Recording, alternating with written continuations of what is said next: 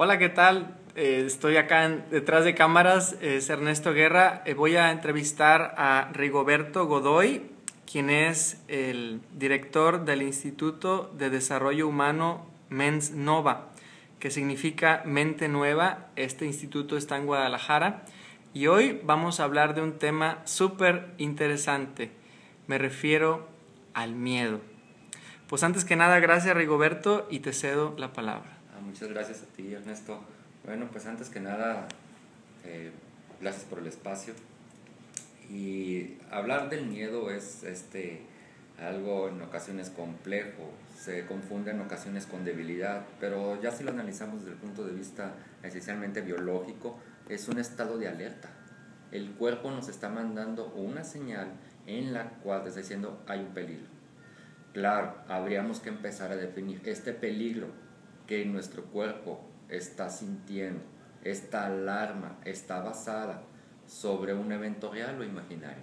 Eso es lo que nunca nos ponemos a pensar. ¿No? Sí, tengo miedo, pero ¿el miedo a qué? ¿El miedo de dónde surge? Hay un proceso de incertidumbre, hay un proceso de inseguridad. ¿Puede ser imaginario? Puede ser imaginario. ¿Puede ser real? Puede ser real. Sin embargo, cuando nosotros empezamos a pensar acerca del miedo, observamos que la mayor parte del tiempo se trata de una situación de inseguridad, de incertidumbre con respecto a lo que va a pasar.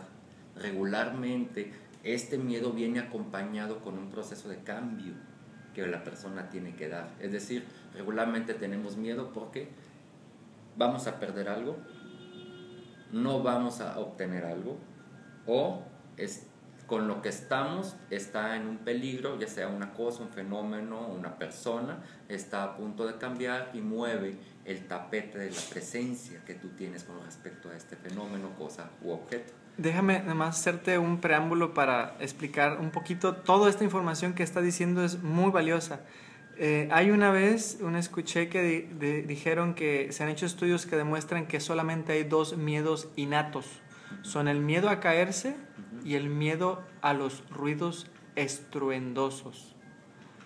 Prueba de ello son instintos de supervivencia, claro, que desde bebitos le aplaudes fuerte a un niño, a un bebé y llora. Cuando se va a caer llora porque eso es instinto de supervivencia. Todos los demás son miedos aprendidos que vamos nosotros adquiriendo con respecto al condicionalismo social, al condicionalismo educativo, al condicionalismo familiar. Muchos miedos están sujetos incluso a proceso cultural. Son situaciones que efectivamente son aprendidas. ¿Sí? Regularmente cuando nosotros tenemos miedo y este miedo no es manejado, podemos entrar en un proceso de crisis.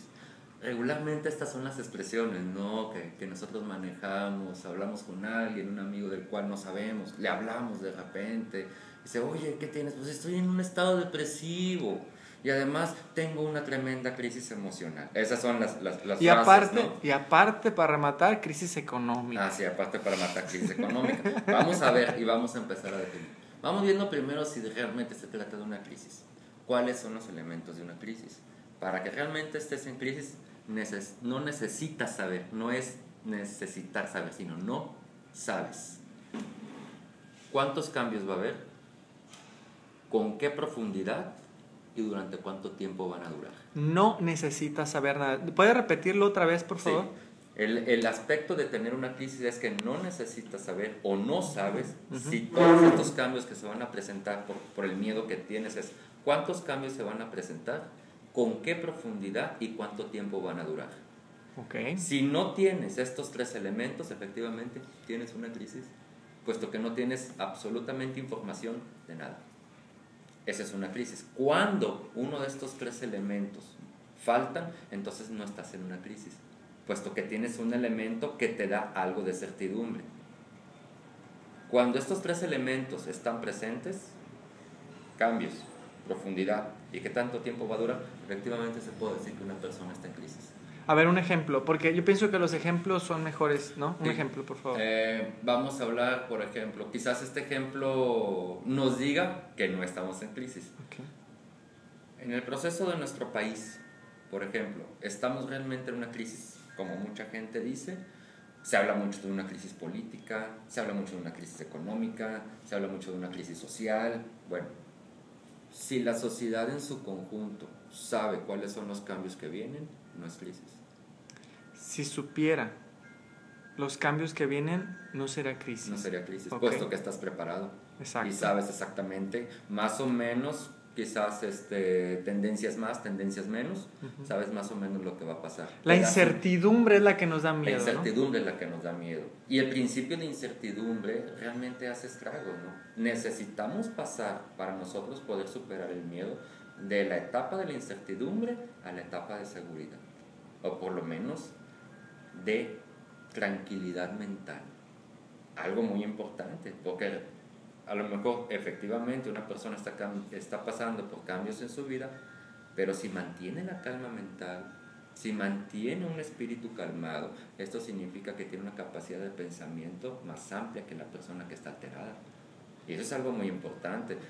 Podemos encontrar esto en todas las filosofías, no importa si volteamos a Occidente o a Oriente, en Tai Chi, en yoga, en Qigong, en meditación, en la parte tibetana, en la parte de la India, en la parte de Israel, en todas las culturas encontramos el elemento de la calma mental para la buena toma de decisiones. De lo contrario, una mente alterada, neurótica, psicótica, ¿qué tipo de decisiones puede tomar? O sea, vamos a hacer una especie de conclusión en el aspecto de cómo podemos combatir o deshacer al miedo. Yo desde hace tiempo que digo deshacer, me gusta mucho esa palabra, calmando nuestra mente. Calmando nuestra mente. Un proceso de calmar nuestra mente. Ahora, algo muy importante, no importa con qué nosotros nos relacionemos, no importa si es objeto, si es fenómeno, si es persona, si es cosa, si es mecánico, si es eléctrico, si es biológico, no importa, siempre tiene tres características. Es impermanente, es interdependiente y no tiene una imagen sólida, estable y duradera. ¿Todo lo que existe en la vida? Todo lo que existe en la vida, incluyendo, voy a poner el ejemplo más claro, el único que conozco con perfecta visión, el mío. Yo como ser humano soy permanente, ¿no? Obviamente estoy sujeto a cambios y esto significa que, bueno, si tan solo observamos el proceso de mi vida y observo una foto de cuando tenía 7 años y observo una foto de cuando tenía 14, hay cambios, y no solamente son físicos, también son cambios en el estado psicológico. De los 14 a los 21 hay un tremendo cambio, de los 21 a los 28 hay otro, de 28 a 35 hay otro. Entonces vas observando, sabes que hay un proceso de madurez física, pero también hay un proceso, entre comillas, de madurez mental y emocional, ¿no? Entonces vamos haciendo cambios. Esto lo mencionaban incluso los griegos, ¿no? Cuando decían, nadie se baña en el mismo río 2 veces. En cuanto te sales del agua de este río y te vuelves a meter, ¿eres el mismo? No.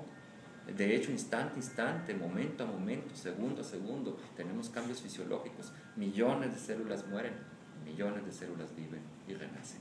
Ahora bien, por lo que estoy escuchando en tu exposición, también la paz viene de aceptar estos cambios. Exacto.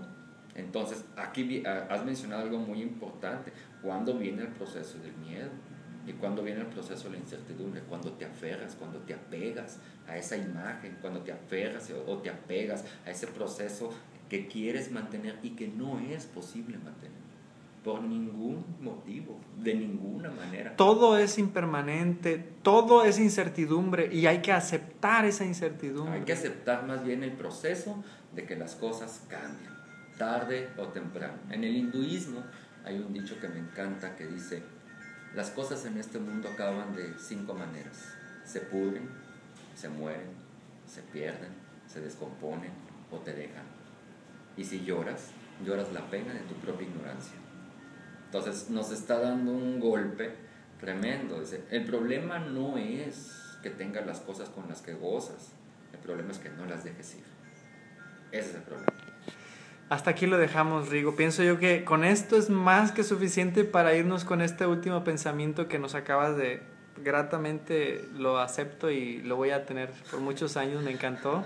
Se pudre, se pierde, ahora... Se descompone. Ahora la cosa es, ¿cómo dijiste al final? Si te aferras a esto, entonces, y lloras o sufres la pena de tu propia ignorancia. Porque por no saber que las cosas cambian de manera constante, viene el proceso del apego. y en el apego es donde nosotros encontramos el dolor, porque quieres que algo se mantenga cuando no es posible. Mi idea es, al final, goza lo que tienes, déjalo ir cuando tenga que darse. Antes de irnos, quedan todavía 5 minutos. Quiero que nos digas los talleres que ofreces y dónde están, o más bien tu página web o correo, no sé lo que quieras dar, para que puedan contactarte para tus cursos, ya sea en Guadalajara y ahora en Puerto Vallarta. En Puerto Vallarta, sí. Ahorita estoy aquí trabajando en el Instituto Bernhard Jensen, aquí en Puerto Vallarta.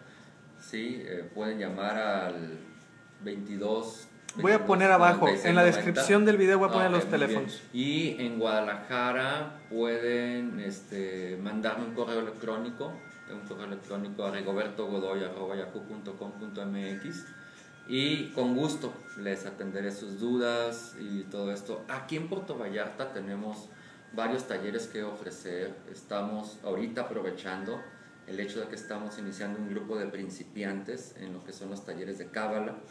También hemos estado manejando el desarrollo humano a través de lo que son las filosofías orientales, así que tiene una visión algo radicalmente opuesta. Oye, y prueba de ello es la frase que nos acabas de compartir. Prueba de ello es lo que acabas de escuchar, efectivamente. Y estamos también trabajando en la parte física. Soy instructor de Tai Chi, entonces el manejar el proceso mental y el proceso físico al mismo tiempo, para que a través del Tai Chi la gente aprenda a fluir, porque de eso se trata, ¿no? Hay una imagen de Buda donde le pregunta a alguien, dice, ¿ya viste lo que es el lodo? Dice, agua sucia, maestro. No, corazón, agua estancada. Mientras no fluyes, te estancas. Entonces, eso es una parte del Tai Chi. Llevamos algunos seminarios sobre el miedo, por ejemplo, desde el punto de vista de la filosofía oriental también. Observamos también algunos talleres sobre el desarrollo humano. En fin, tenemos una enorme gama de trabajo. No solamente es aplicable al aspecto personal, sino incluso empresarial. Muy bien. Pues gracias, Rigoberto. No, esta información va a llegar a quien deba de llegar. Así es. Así es YouTube. Sí. Gracias por tu entrevista. Al contrario, a ti, muchas gracias.